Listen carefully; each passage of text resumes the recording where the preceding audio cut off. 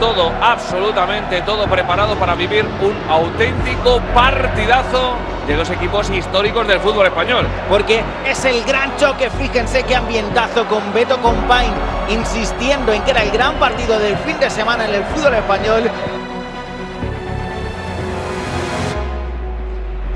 Refuerzos importantes también en el Real Murcia con Joel Jorquera, que está en el banquillo. Sí, con el 19 a la espalda se la lleva Flaccus en la pelea, puede ser mano a mano, Flaccus hacia atrás, Pedro Benito solo, la saca el portero, gol de Álvaro Bustos, gol del Real Murcia. Inaugura el marcador el Real Murcia.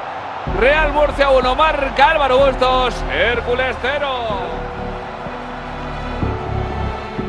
Samu Vázquez. El enfado de Beto, el enfado de Rojas, Javi Jiménez de alguna forma llevándose a su compañero y la falta. Va a ser Samu Vázquez el que la pegue. Es falta buenísima para el Hércules, 87 de partido, buscando el empate, el conjunto de Alicante. Allá va Samu Vázquez. ¡Qué golazo!